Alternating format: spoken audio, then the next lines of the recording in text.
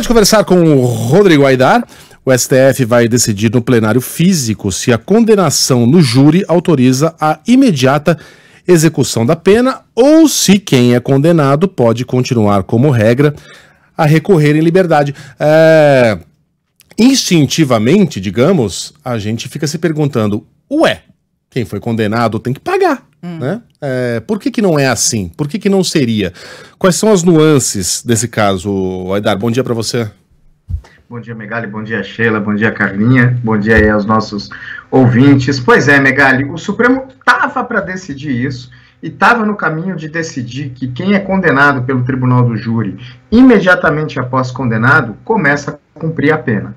Ou seja, pode recorrer, mas recorre preso, se condenado à prisão, e no Tribunal do Júri, como só julga crime contra a vida, homicídio, latrocínio, tentativa de homicídio, em regra, cabe prisão. E aí o julgamento foi interrompido pelo seguinte: estava sendo julgado no plenário virtual, que é aquele plenário onde os ministros vão lá e depositam seus votos, e a gente acompanha só no site do Supremo Tribunal Federal, mas o ministro Gilmar Mendes pediu destaque, então assim, e vem para o plenário físico, e os ministros podem, inclusive, reajustar seus votos. Já tinha uma maioria formada de 6 votos para considerar que, condenado pelo Tribunal do Júri, o sujeito vai imediatamente para a cadeia. Agora, Megali, quais são as nuances desse tipo de coisa? Como é que estão as correntes no Supremo Tribunal Federal? O ministro Luiz Roberto Barroso acha que, como o Tribunal do Júri, em tese, é soberano, porque assim, a decisão do Tribunal do Júri não é como a decisão de um juiz,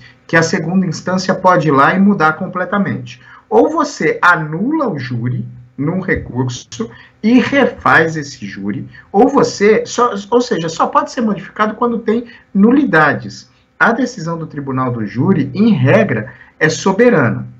Agora, há uma corrente no Supremo Tribunal Federal que acha que isso fere a Constituição. Em que ponto, Megali? Naquele que a gente já discutiu várias vezes há alguns anos, quando a gente discutia se cabia ou não prisão após decisão em segunda instância. A Constituição Federal diz que ninguém vai ser considerado culpado até o trânsito em julgado da sentença penal condenatória, ou seja, enquanto não cabe mais recurso. E veja como a nuance disso é difícil. Cabe recurso da decisão do Tribunal do Júri? Cabe. Mas quando que pode modificar a sentença do Tribunal do Júri? Não. Ou você anula, porque houve alguma nulidade, e refaz o julgamento, ou você confirma. Você não pode modificar a sentença do Tribunal do Júri. Então, nesse caso, já que você não pode modificar a sentença, não caberia desde já a prisão.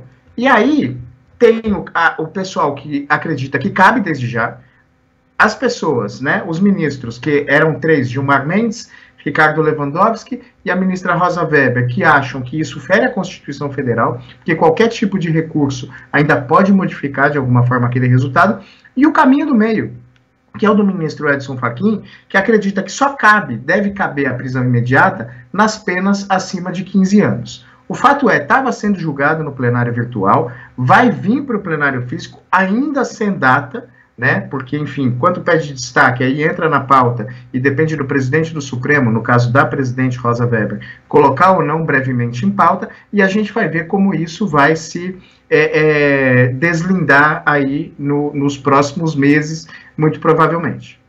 Agora, Aidar, há um argumento aí de uma parte desses ministros, de uma das correntes, né, sobre as quais você falou, de Gilmar Mendes, Rosa Weber, tal, se posicionando de maneira contrária, porque consideram que é possível manter esse réu já em prisão preventiva, estendendo, enfim, mas mantendo-o em prisão preventiva, portanto não haveria necessidade dessa mudança. Faz sentido isso? Faz sentido, Sheila, porque daí você faria o seguinte, o juiz, na hora, vai ver se esse réu, apesar de novo, Tribunal do Júri, a gente está falando de crime contra a vida.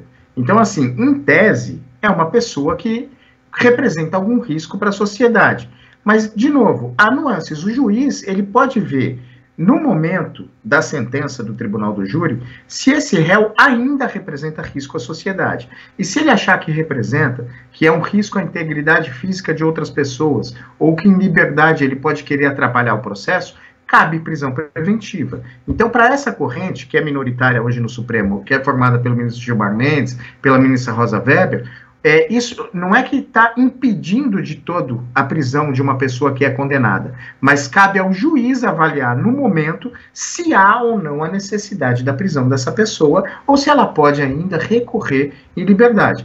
Faz sentido. E lembrando, prisão preventiva, ela cabe nesses casos. São casos em que ou o sujeito está em liberdade, fica comprovado que ele pode atrapalhar o curso das investigações, ele pode tentar corromper testemunha, ele pode ameaçar fisicamente testemunha ou representa, de fato, risco à integridade física de outras pessoas. Neste caso, o juiz fala, olha, você vai recorrer, mas vai recorrer preso, e isso é uma prisão preventiva. A outra ala acha que não cabe nem discutir se cabe prisão preventiva ou não. Condenado, ele começa a cumprir pena e ponto final. Qual que é o problema dessa tese, Sheila? A gente já está cansado de ver casos em que a pessoa é condenada e no recurso se descobre nulidades. E aí, pensa na seguinte situação, quando você coloca uma pessoa na cadeia e depois de 2 anos você reconhece que aquele julgamento é nulo, como você devolve o tempo de vida de uma pessoa na cadeia? Você não devolve. Não há dinheiro que pague isso. E é com isso que essa ala minoritária do Supremo está preocupada. De qualquer maneira, é uma discussão bastante complexa e bem rica, que cabe a essas nuances, como, de repente, determinar que o juiz, na hora, logo depois da sentença, vê se cabe ou não prisão preventiva, e aí a soberania não é mais do júri, é do magistrado que está conduzindo aquela sessão. E aí tem um ouvinte que às vezes não confunde, acho que é natural uma confusão sobre o trânsito em julgado, e a gente está falando de outro tipo de crime aqui, né? O júri popular julgando, são os crimes contra a vida ou são os crimes dolosos, ou eles são a mesma coisa? A gente está falando do que exatamente? Quando há intenção, ou seja, homicídios, feminicídios, o que mais, hein, Aidar? Homicídio doloso, feminicídio, latrocínio, tentativa de homicídio, crimes contra a vida dolosos, em que há intenção de cometer aquele crime. Isso é tribunal do júri. Todos os outros crimes, de acordo com a justiça brasileira, são julgados por um juiz togado, que passou em concurso público e etc. É bem diferente dos Estados Unidos, em que a gente vê júri, inclusive, de questões cíveis. No Brasil, não. Só crimes dolosos contra a vida é que vão para o tribunal do júri. Muito bem. Rodrigo Aidar volta na semana que vem, neste mesmo horário. Me olhou aqui, Sheila? Tinha mais alguma? Você ia ter pergunta, né? Eu roubei mas dá tempo. Eu acho que talvez não, hein? Não dá tempo, né? E eu ia desviar, ia falar de condenação após segunda instância, e eu já ia pegar um outro caminho aqui, então fica para outra. Aidar, uma ótima semana para você, até. Até, gente. Valeu, abração. Beijo, até.